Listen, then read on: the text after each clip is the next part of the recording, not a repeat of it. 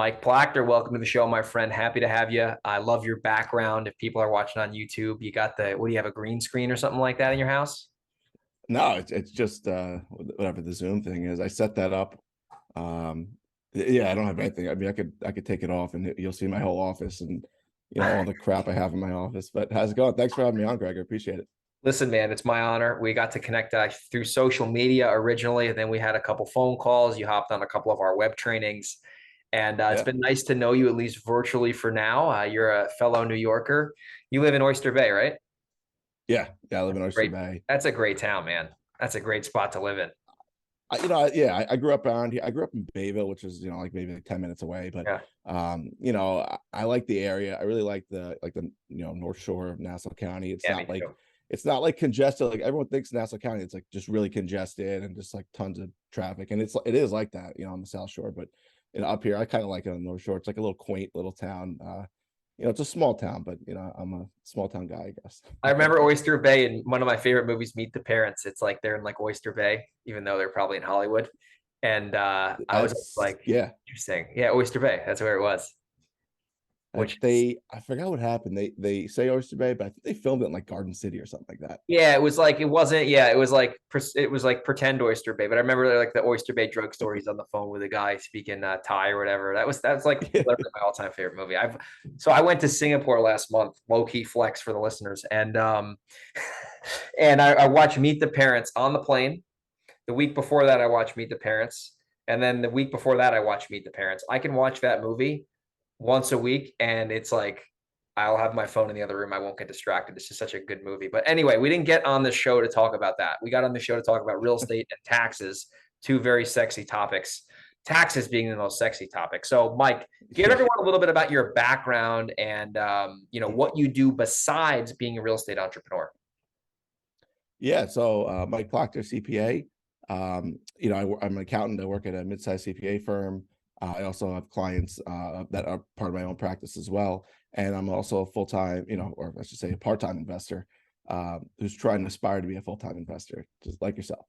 You want me to get a little bit of how I got into the accounting and Yeah, ultimately like real how estate? because I'll tell you what, I took accounting in college and I liked it, but it was relatively boring, at least for me. But it made sense and I got it, like the numbers. But like what made you want to like kind of go deep in that field and actually turn that into a profession? Yeah, so actually at the time, so when I was in college, I was actually a finance major. And at the time, it was my junior year, it was 2008, and the market was crashing. Really, really bad. And listen, you have to be a rocket scientist to see like, you're not getting a job in finance when you graduate. That's So I was like, I better figure it out, man. So at the same time, though, coincidentally, I was taking as a business major, you have to take all different, marketing, accounting, and all kinds of business courses. Yeah. Um, and I was taking the accounting 101 course, and it wasn't difficult to me. Like all my lacrosse buddies, all the guys that I'm on the lacrosse team are like, I don't understand it. This is so foreign to me. And to me, it was like really, really wasn't that bad. So I knew there was something there. Also, my uncle was a CPA, so I'm like, all right, maybe I have I can get a job out of college. That was the big thing too. It was like, what am I going to do after college? So I knew I can probably get a job in accounting. And as I took the courses, I liked it more and more. And that's just so fast forward to post college, I got a job at a small local CPA firm. And the job market then was actually really rough. Like trying to find a job was like Can ridiculous. Like imagine. I'd go to like Stop and Shop and like local, strip malls, and like I'd apply everywhere. No one would like respond. And I'm a college graduate at that point. No one would get back to me. But I got lucky. A local firm needed someone and they hired me. And from there, I noticed my first busy season doing all these tax returns. I noticed like all the wealthy clients, the one thing they all had in common was K1s from real estate investments. Whether it was like a strip mall or they owned office buildings or single family rentals, they all had something in common. And now whether they, built their wealth through real estate or they were wealthy through some other business and then reinvested it, the one thing in common is that they all had wealth through real estate. Got it. So I didn't know you can really make money in real estate at the time. There really wasn't real estate courses in my college or in high school. So I'm like, all right, let me look into this. And I went down that rabbit hole, YouTube University. I spent, I read all the books, Rich Dad Poor Dad. I mean, you name them, I probably read them. And I just was hooked. I was like, this is so cool. I didn't know you could, like I said, I didn't know you could make money buying houses and stuff like that. Like, it's just so foreign to me at the time. But, you know, so fast forward like years, because I would spend years and years like procrastinating, like, oh, I want to do real estate. I can't wait to do And real at this estate. time, you're an And accountant though, so you're still you end up becoming an yeah, accountant, and then you're like in the corporate white collar world, basically. yeah. So in those years, I was studying for my CPA, and I was busy in the corporate accounting world, so to Yeah, speak.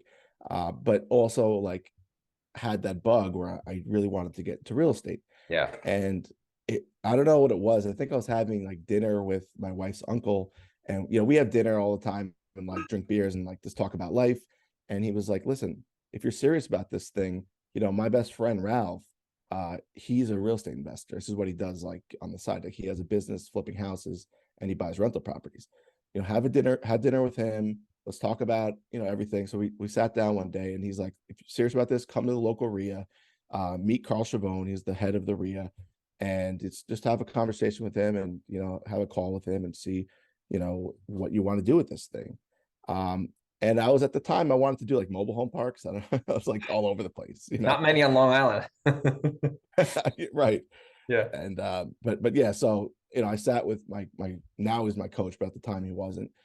And he kind of explained how, because I didn't think you could do rentals on Long Island. Like that was one thing that was just like, you can't do any rentals here. The numbers don't make sense.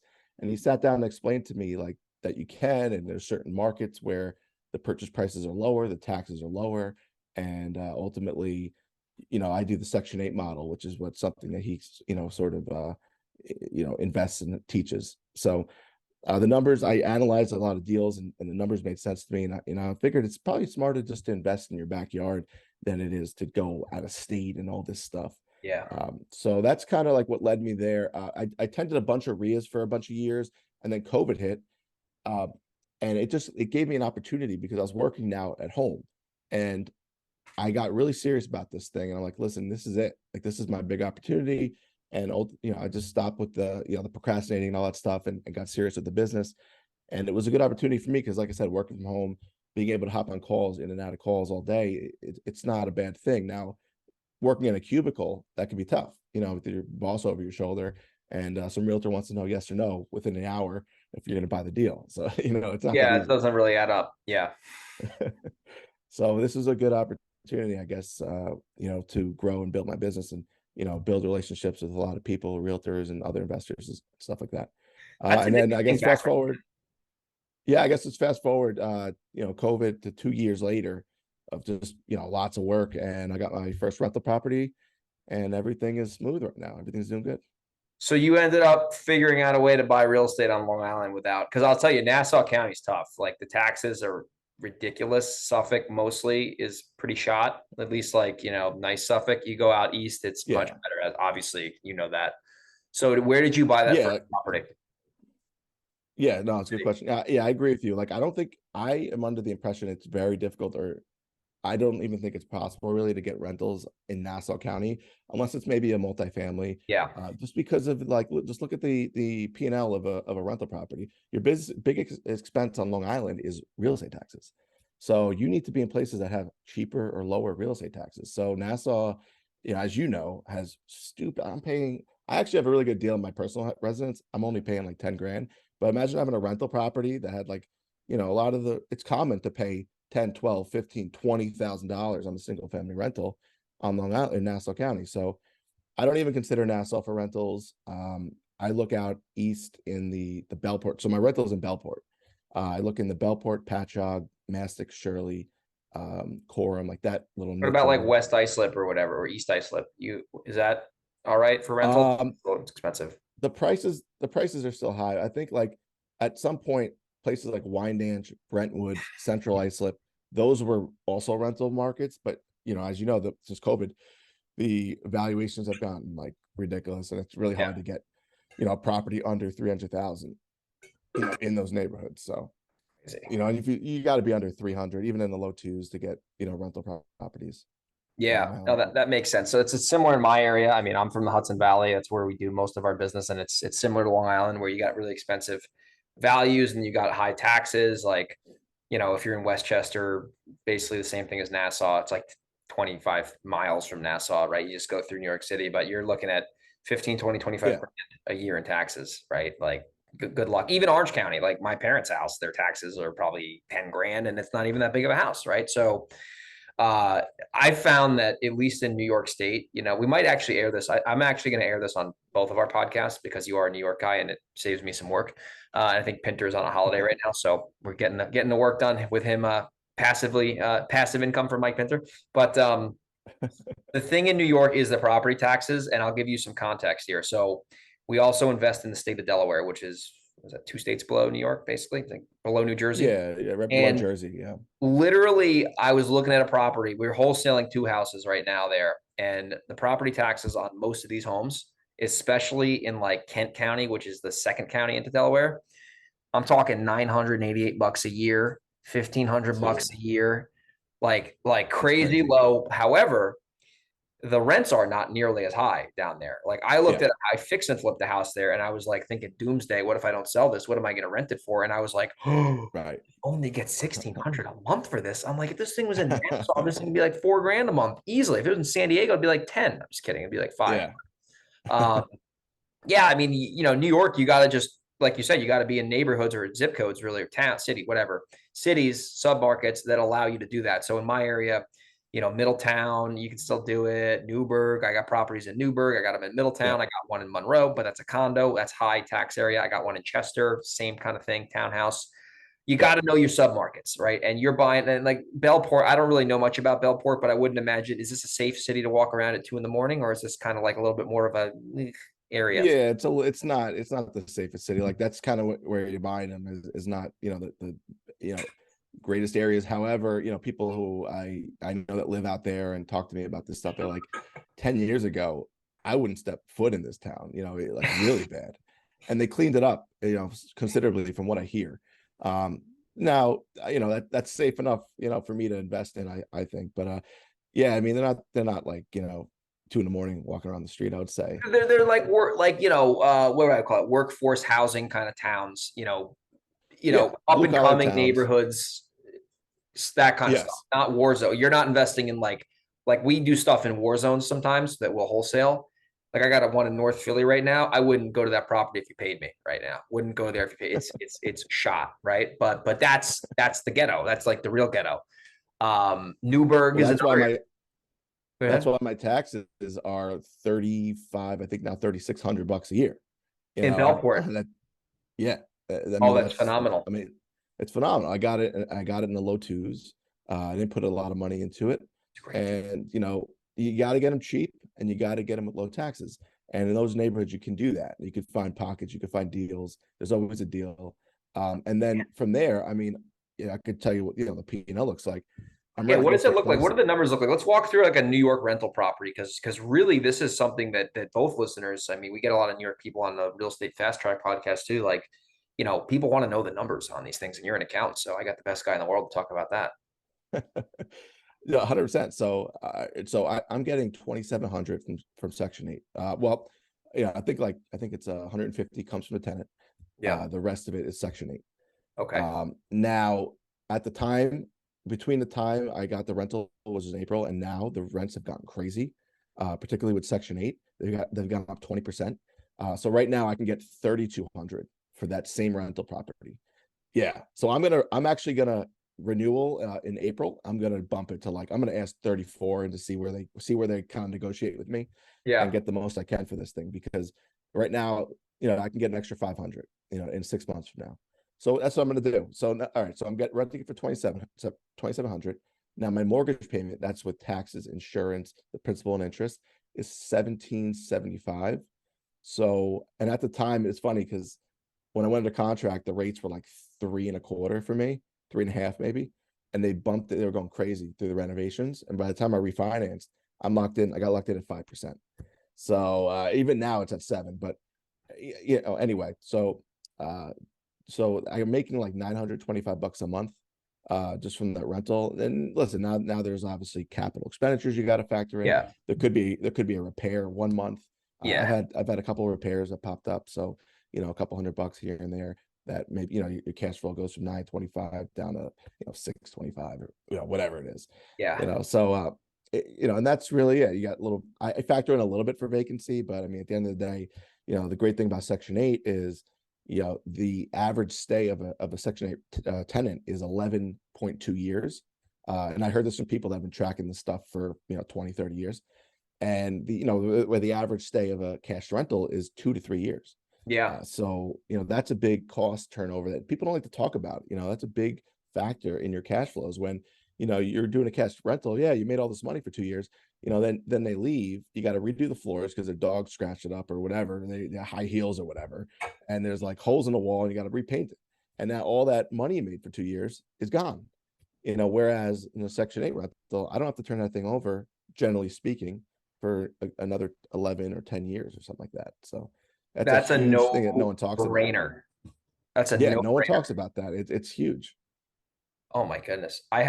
It's interesting you're talking Section 8. I have a wholesale deal I'm selling this guy in Port Jervis, which is like kind of a junky area. I've heard of it. Yeah, it's like kind of like the redneck Riviera out there. And, like your cousins or your wife. I'm just kidding. Someone listening to Port Jervis, they're gonna come crucify me. But if you're listening, that's the truth, but whatever. So I'm wholesaling the Section 8 house to this guy because it's like the tenant's just that if the tenant's listening, she knows she's a psycho. You're a psycho tenant. Anyway, she's nuts, absolutely nuts. And the numbers at Section 8 are phenomenal. Phenomenal. But I just don't want to deal with this lady because she's a wingbat. But I mean, she's paying like, I don't know, $27 a month or something. And then Section 8's paying the balance. Wow. So this guy's like, yeah, this guy's going to get a good deal. But listen, and here's another benefit to Section 8, that if you're in New York or Delaware or California or Philadelphia, somewhere where the landlord laws suck, if the tenant doesn't pay rent, you're not going to get smoked, right? The government is paying you the money versus the tenant saying, "Oh, yeah, I can't make rent this month. My car broke down." Well, yep. It's a cash tenant. There's not much you can do. You got to file eviction and get them out in 6 months, right?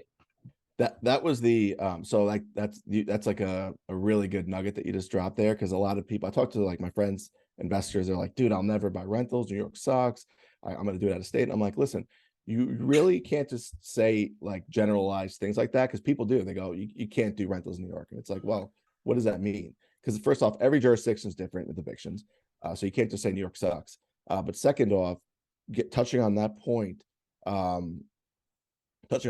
like if you have Section 8, you don't have to worry about an eviction. You shouldn't have to worry about an eviction. Obviously, there's some bad Section 8 tenants, but if you screened them right coming in, you shouldn't have to worry about having a tenant not paying you, because what are they not going to pay you $200 or $100 a month, and then they're going to risk losing their voucher for free housing or very low housing? Like, it's the stupidest thing in the world. So they're always going to pay. They always do pay on time, even before the rent's due, and the rest of it's paid by the government. So honestly, that's a big nugget that you dropped there, because it kind of evades that whole, you can't invest in not Long Island, but New York in general, right? Yeah, Jersey, New York, that Connecticut, it's all the same shit. And Pennsylvania is a little bit better, except for Philly. But so how did you find your Section 8 tenant? Did you go to gosection8.com and advertise it, or how did you find? Because obviously screening tenants, I mean, that's a process within its own. Yeah, so I have a really good rental agent, Carrie Gottlieb. If anyone on Long Island is looking for just a rock star agent, she's great at screening tenants. So I kind of relied on her to do a lot of that. She took the calls. She posted it. She posted the listing, took the calls, showed the property, and she has like the street smart, where she can kind of like, hey, yes, no, gives me like the nod, and we found a really great tenant who has a full-time job, and that's another thing. You want someone who's working. Huge. Because that's a big nugget. People got to rewind what you just said, because the trouble lies when they're at the house all day. Yes, that's what I was going to say. So if they're like, oh yeah, they don't pay anything, the government pays me everything, it's like, sure, that's great, but they're home. I don't want to say destroying your property, but they're use, just the use of like always, like the wear and tear is great. Yeah, they're beating it up for 8 hours versus being in the office for 8 hours. 100%. So it's like, that's a big one. You want them working, and they have a full-time job. And, obviously I don't discriminate. Like, I'm not gonna say you can't rent unless you're working, but I'm saying it is a big factor. And this tenant is great. We screened a great tenant, and she works, and her portion isn't a lot. And listen, we took, she was in a bad position. Like when she needed the housing, she was like living in a women's shelter, I believe. I think it was a women's shelter. And, so she's really grateful to be provided with, shelter housing versus, in a great, newly renovated 3-bedroom ranch.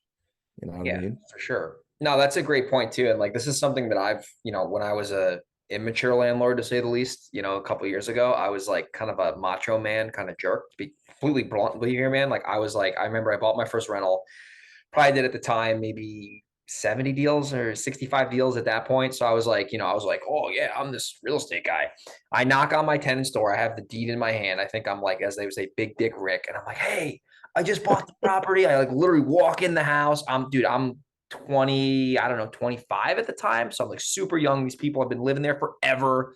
The landlord didn't tell them that she sold the property. So they got totally bait and switched. I bought it sight unseen. Oh, damn. I sit down with these people and I'm like macho man. Like, I'm like, yeah, this is my property. You guys are living here. Like, I want you guys to stay. And I was a total dick face, to be honest, super unprofessional, like just being real with you, bro. And now my relationship with tenants, unless I'm doing an eviction and they're giving me resistance, so I will have a caveat to that, I am very cool. Like, I'm not like a pushover landlord. I'm a very respectable landlord. I'm very Yeah. reasonable. I don't budge, but I have empathy and I treat them like humans, right? Unless they don't treat me like a human, I will then get an attorney involved. And I'm very like strict with that. Like, I don't get involved personally. The attorney handles it. I've had to do that a few times. But besides that, I'm very professional with them.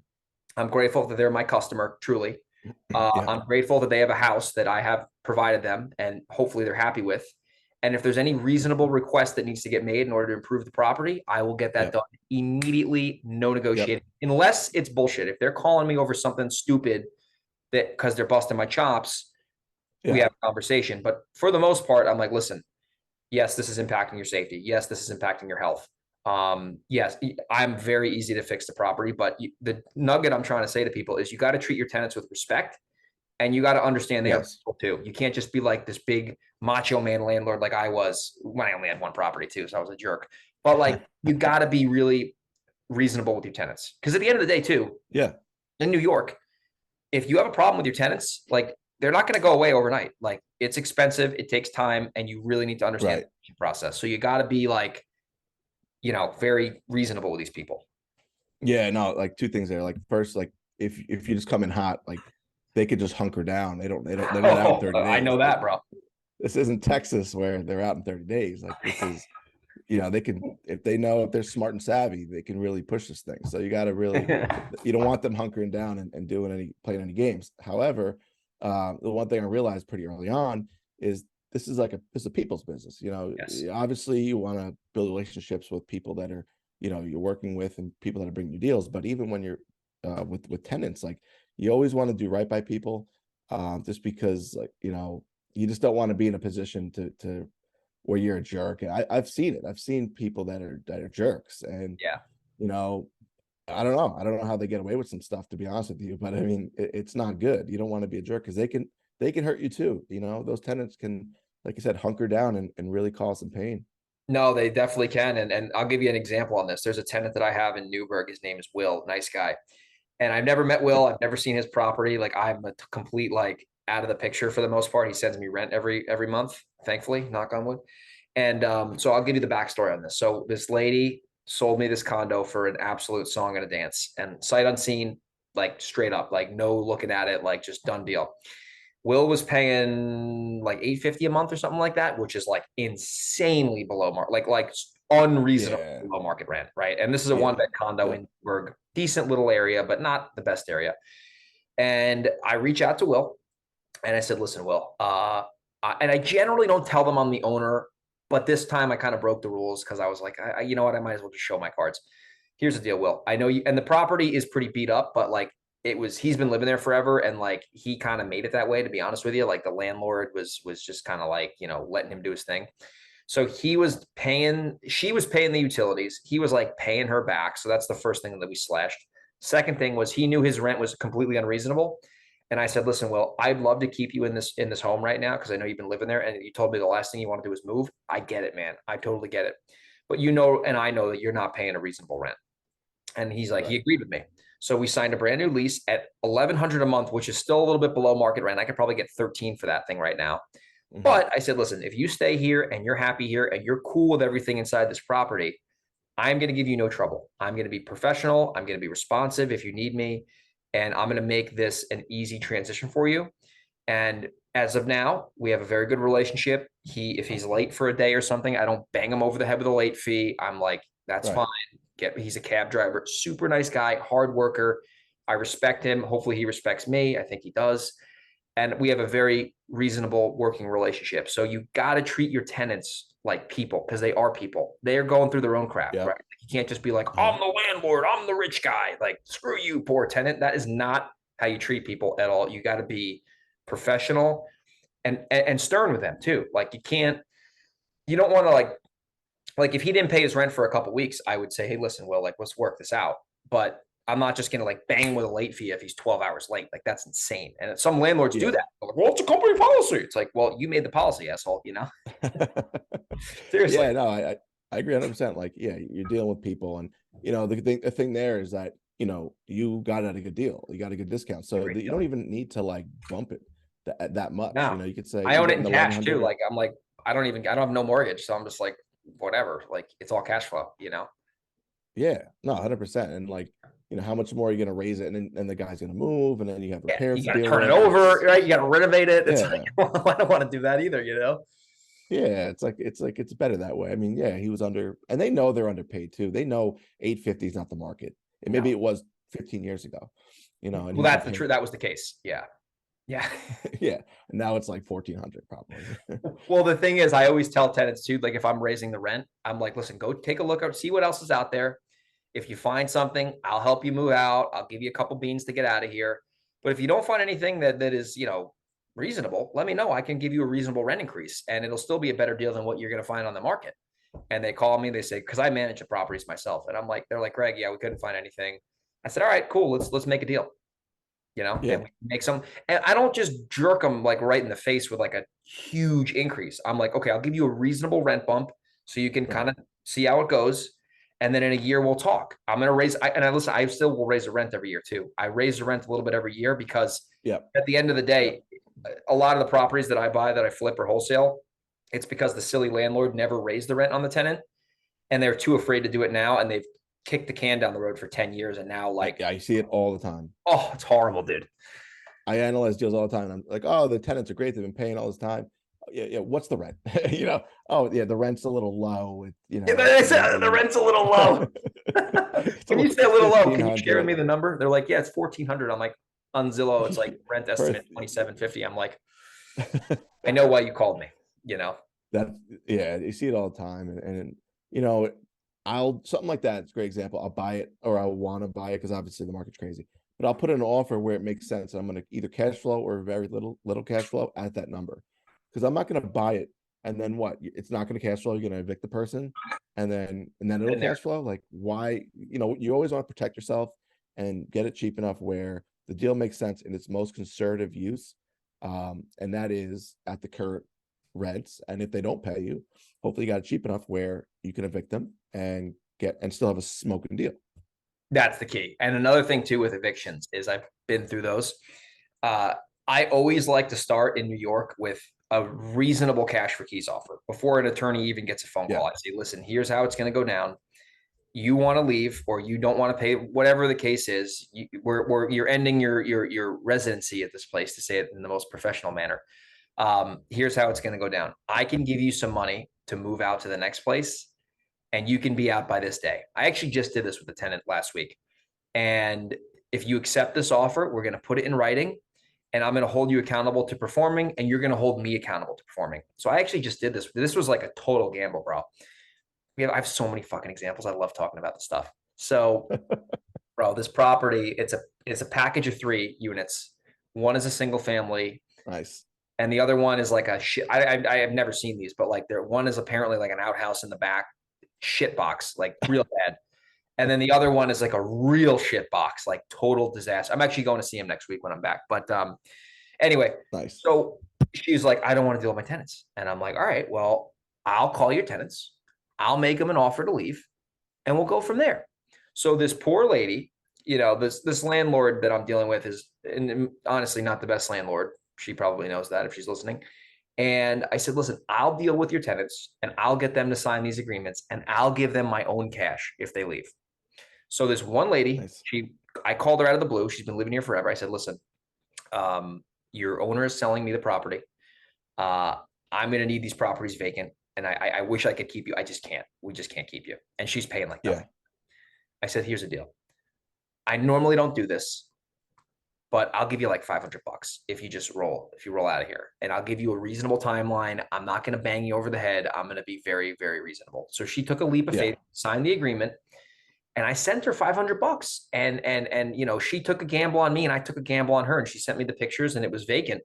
So if you can go approach a tenant in a manner like that and make a reasonable deal with them, I'm telling you right now, it is just so much better than getting an eviction. I just paid my last eviction attorney bill again for like $1,000, and they just keep billing me, right? And it's like, you don't want to evict people. I'll tell you the truth. I mean, it's a nightmare, complete nightmare. Oh, it's 10 grand minimum of just attorney fees and court fees and stuff. Oh, and yeah. the sheriff fees and adjournments. It's not worth it. Nassau, you got their storage unit. It's a complete disaster. The rules in Nassau are so stupid. But like I have a buddy who did a cash for key. He got screwed. He had a cash for keys deal, paid the lady to leave. She left. Right. He goes in the backyard to like get the plywood to like board up the windows so no one can get in. Lock it As out. he hears some noise. He goes to the front. He looks, and there's someone's feet sticking out the kitchen window. So he goes into the house. Like, what the hell are you doing? This is my house. He goes, no. I live here now. It's the daughter. It's like the lady's daughter. Oh, no way. So she's like claiming residency, all this shit. He made a mistake. He called the cops, and the cops are like, listen, my hands are tied. Oh, dude, that's the worst. So he ended up, actually, the eviction wasn't so bad. He actually got her out in reasonable, like a month or two, which is like in New York is pretty good. But a little nugget he told me was like, when he was doing this, I guess when he's doing the cash for keys, what you're supposed to do is have a cop there. Like, you want the cop to see the transaction, or at least see that it was vacant. Like, hey, this is my tenant. She's leaving. It's all vacant. Okay, see you later, policeman. And then if something like that ever happens, you say, listen, here's the guy's badge number. Here's the report. It was vacant 2 days ago. Now this guy's claiming he lives there. Like, what are you talking about? So like, that's a little way to not go throughout the court process, because once the cop goes, this is a civil matter, I can't deal with this, you're screwed. You're going through the courts. It's going to take forever. But if you can get the cops to sort of say like, all right, yeah, this was vacant. This guy's clearly taking advantage. You got to go, and they'll get him out for you right there. 100%. No, that's a straight nugget, because if you have documentation, it's so much easier. I had a tenant one time. I got a lot of these. It's funny. This is like a whole slew of stuff, but I had this lady. I actually got her to sign on the spot. I did a cash for keys like in one day. Can I tell you quick? You have time for a quick story? This is a really good. Dude, I say this all night. All right, this is really good. So, oh my God. So wholesaling this house in New Windsor, great area. And the tenants, or it wasn't even a tenant thing. Basically, like, it was an inherited property, and like it was a mess, and like they let their nephew stay there, and it was his mom's house, and there was this whole disaster. The house, it was actually a condo. It was this thing was disgusting. This property, I could barely walk around this thing. I was like this, like it was so bad. So we're supposed feet are sticking to the floor. Oh, it was horrible. You have cats everywhere. There's shiitake everywhere, bro. This thing's a disaster. So I'm inside this thing, and I'm like, all right, we had the closing schedule, and now I'm back in California. So I'm at the property. Now I'm back out on the West Coast. I get a call from the buyer. Hey, we're not closing right now. There's pandemonium going on inside the premises. And I'm like, pandemonium? Like, they were supposed to leave. Like, this was the whole plan. So it turns out the people living in the property, who technically were the sellers, well, they didn't get any money because like there was a huge lien on this thing was a mess, but basically they needed to sell. They were supposed to move literally across like the hall or next door or something to like this other lady's unit, and she was going to like let them stay there for free because they're just kind of like random people. So The other lady's son caught wind that these people were going to be moving into the property, and he went bananas and said, "You're not living here, not a shot." They freaked out. The two guys had a hotel, and there's this other lady living with them. They were like, "You're not coming with us." So then she takes all of her shit, throws it out of the unit. There's like, they're in the hallway now in like this condo complex, and like she's screaming, she's like holding her cat. The cops show up, whole thing's going on. It stalls out the deal. Now I'm really pissed, and I was flying back to New York for the holidays, so I'm like, I'm gonna handle this myself in the flesh. So I took my dad over there with me. Like a couple days later, I knock on her door. By the way, there's no lock on this thing. The door opens wide up. She's in like a bathrobe. She's like looking at me, and I'm looking at her, and I'm like, hello. Like, and my dad is like an ex-cop, and he's pretty like, he's like not a pansy, but he was like, even like, he was like, whoa. So I walk in the property, and I'm like sitting there, and it's like a $20-something thousand deal. This is like a big deal. I wanted to get paid. And I'm like looking at the property, just kind of like looking around, and it's like looking at all the filth. And I'm like, I look right at the lady and I say, "Do you really want to live here?" And I said it just like that, and that tone. And she's like, "No, I don't. I hate it here." I'm like, "How come you're here?" And she's like, "I got nowhere else to go." Bingo, we got the problem. Oh. So I said, "Listen," I said, "I don't know if I can do this, Mrs. Squatter. If I can get you out of this property today, get you a storage unit, get you a hotel room, and get all of this crap out of the property today, would you take action? Because I'm going to make some calls." And I didn't know if it was going to work because I obviously had things out of my control. Yeah. Said, "I would do it today." I said, "Good." I call a moving company, scheduled them 2 hours later. I called a hotel room. I said, "Do you take cash?" They said, "Yes, we do." I said, "Do you take pets?" They said, "Yes, we do." I said, "Yeah, I got a new customer for you." And then I said, what was the last thing I had to do? Oh, I had to make sure that she was going to vacate. So I got all the shit lined up. Oh, and then a mover and a motel, basically. That was the two things. Oh, okay. And a storage unit. Sorry, and a storage unit, because she had all this shit. Yeah. There's no way you're taking this to a hotel. So storage unit had availability down the road. Moving company was on their way in 2 hours, and the hotel was eager for new customers, to say the least. Got her. Wow. I personally moved her out in like literally 6 hours. Did the whole freaking thing. Helped the movers. Wow. Did all this shit. Paid for all of it. And I said, "Here's the deal. You're forfeiting your right to stay in this property, and you cannot come back under any circumstances." So I actually filmed her on my phone reading the document we signed. I said, "What's your name? And what are you doing? And what did you sign?" And I got her on the record. So in the event that she were to break back in, like you just said, yeah, she would get smoked. So you got to make sure you do this to the T, because if you screw something up and they come back in the property, you're done. Yeah, that's awesome, man. And like what would you spend a few grand, maybe $4 or $5 grand, not even to make 20. I mean, it was maybe $1,000, dude. Because like I literally gave her a wad of cash. I said, here's a lump of cash. I said, "I'm not putting my name on this hotel bill. Pay in cash. Take the cats, and have a nice day. Hasta la vista. Merry Christmas." She got out of there. Anyway, I want to transition into the last segment of the show before we wrap up, and it's really all about taxes, because you're an accountant. So can you talk to the listeners about what is a cost segregation? Because this is something a lot of real estate investors like myself and other people do to drive down our tax bills every year, because it's a pretty cool thing that the government allows you to do. Yeah. So a cost segregation study is, you hire one of these firms that specialize in this service. And what they do is they analyze your property, and they're able to, let's just take the compartments of each component of the building, or the building or the home, and they're able to classify it as different types of property, right? So they're going to take the windows, they're going to take the doors, the kitchen cabinets, the flooring, everything. They're going to itemize it onto whatever you purchased it for, and they're going to give you an itemized detailed report on what each of that purchase price. Right. And what you could do with that is that a lot of different components have different depreciation lives, which can accelerate depreciation up front, and get you huge deductions in the first, few years of owning a property, as opposed to just buying the rental property. For example, you buy a single family house, you divide it up between land and building, and then you depreciate it over 27.5 years. That's generally what people do. Yeah. Right. By taking the cost segregation study, you might take, maybe 20% of that they're going to say is 5-year property. maybe 10% of it's 7-year property. And those types of properties is subject to bonus depreciation, right? So not only are you get to, you're thinking, all right, 5 year, I get to get it over 5 years, so accelerated.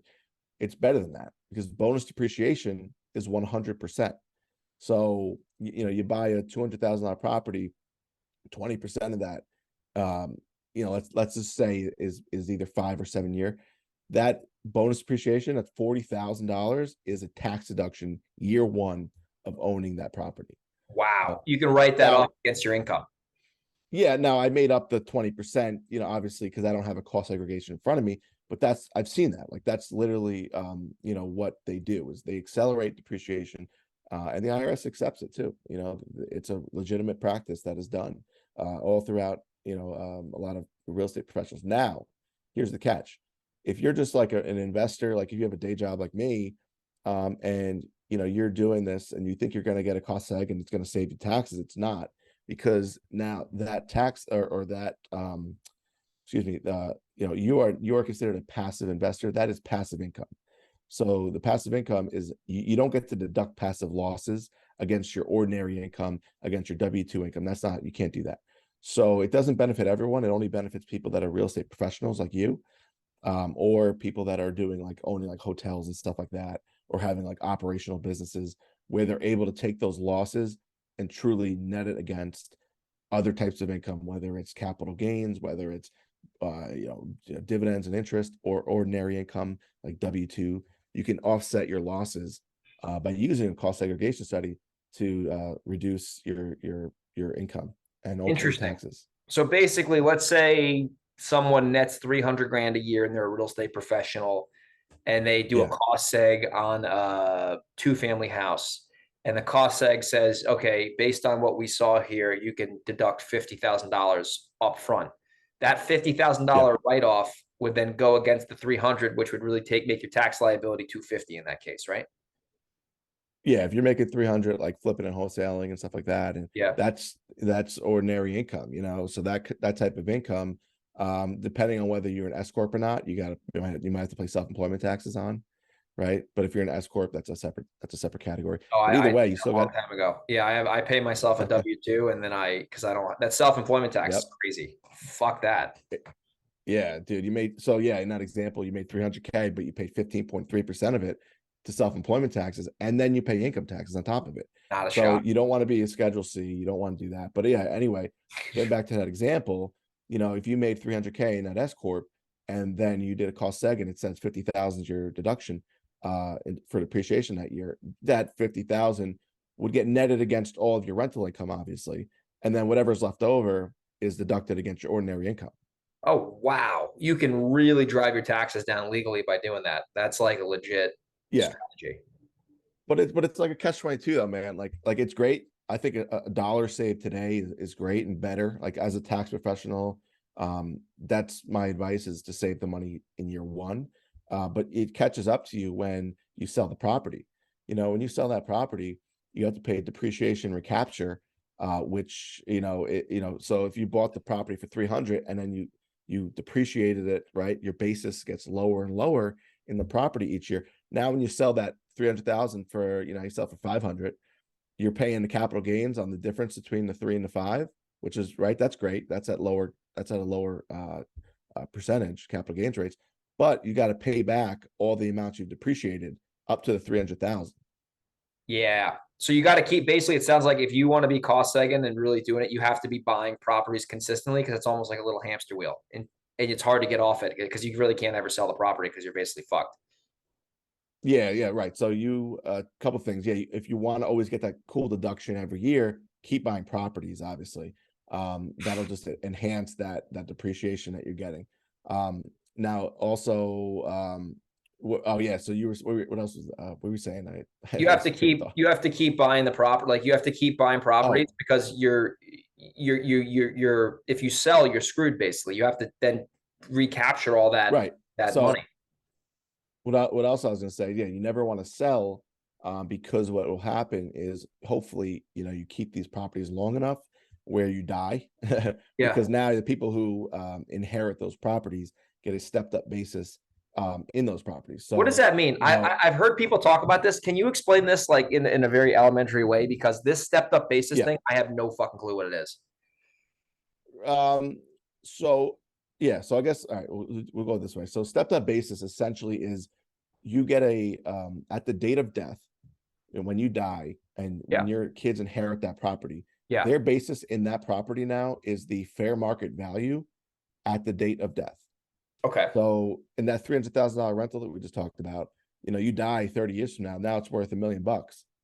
Their basis is now $1 million.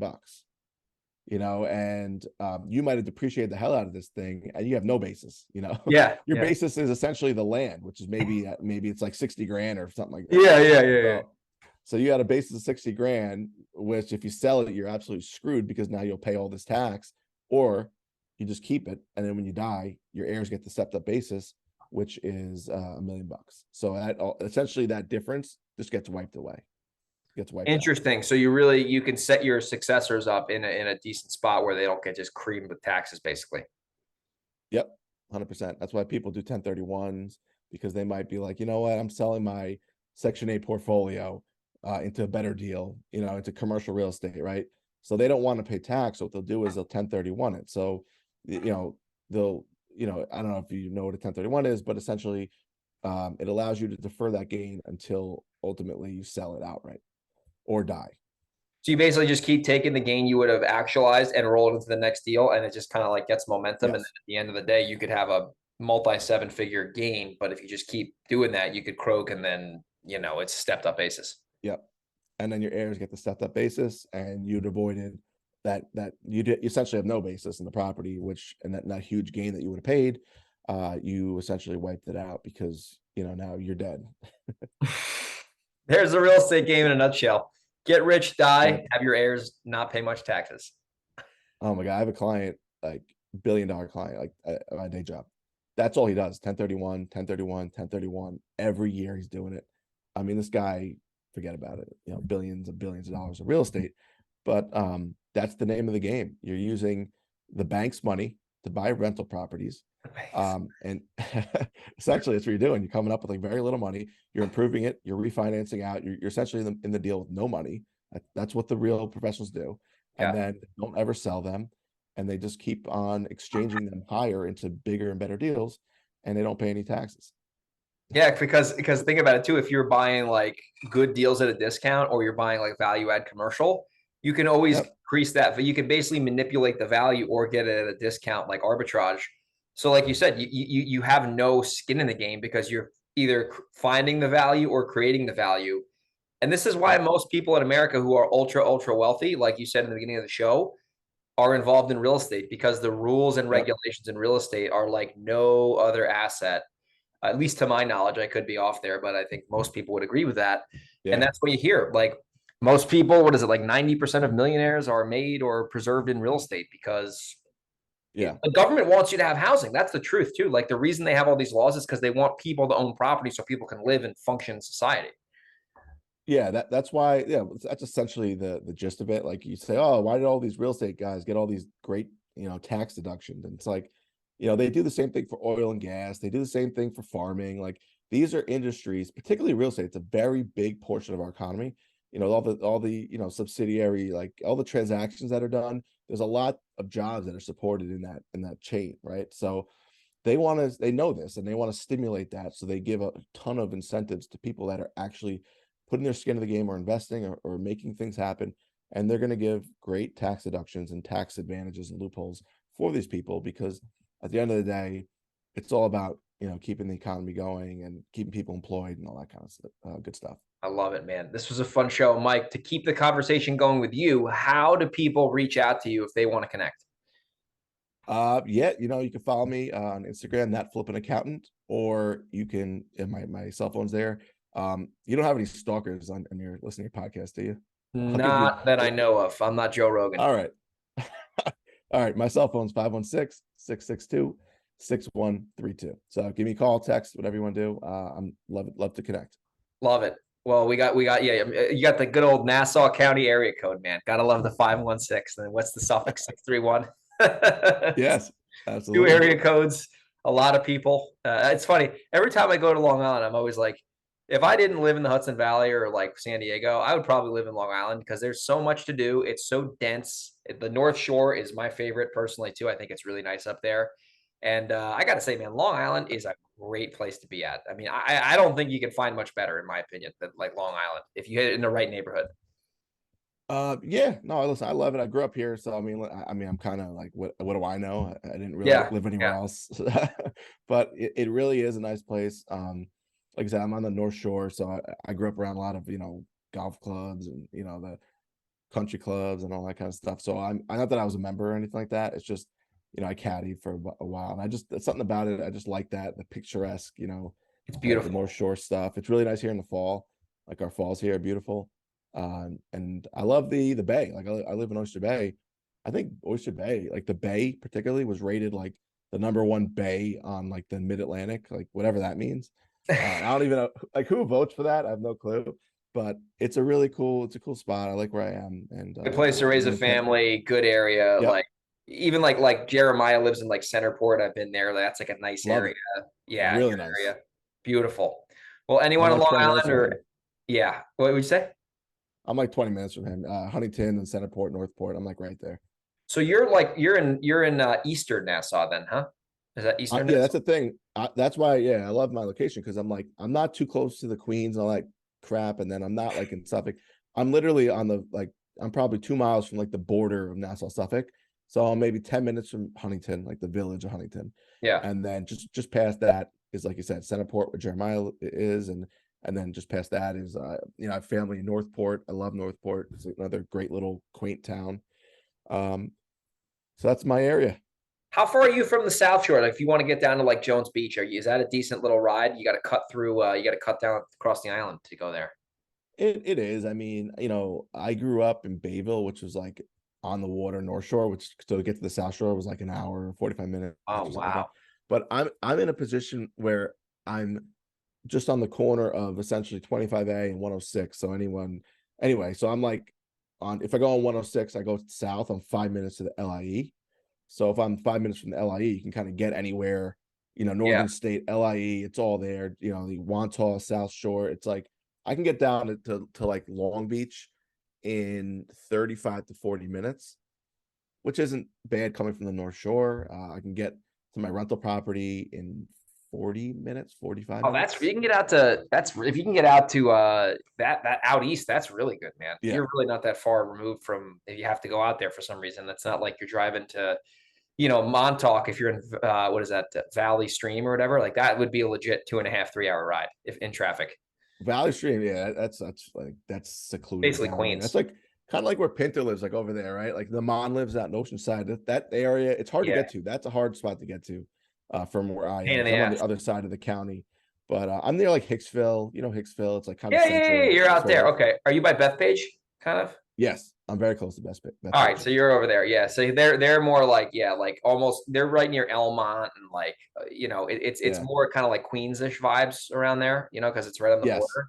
You're more Keep moving. like Long Island where it's like more suburban. They got a great area. Like Michael's neighborhood is gorgeous, but like it is right by Queen. It's right by JFK. His house is probably 10 minutes from JFK with no Oh, traffic. that's cool. I mean, that's cool being near that close to JFK. That's pretty nice. Is that where you guys Yeah, fly out of usually? JFK? You don't go to Newark, New Jersey? yeah. I try not. Oh, hell no. Hell no. I even LaGuardia. I'm like, I won't go there. Oh, no, that's far. Well, because you got to go up 678, which is that like when you No, like JFK and LaGuardia, it's that road to get from the two airports could be a log jam for hours. yeah, the Cross Island, which you take to like whatever, Oh, it's Milton, horrible, whatever. dude. Oh, Yeah, brutal. I just go LIE. I just go JFK, LIE, Cross Island. It's like right there on the belt. You're there. Yeah, there It's you like go. 40 minutes from my house. There you go. Well, if you wanted a Long Island geography bonus part of the podcast, you just got it. So, everyone, I hope you enjoyed the show. Mike is the man. He's become a good friend of mine.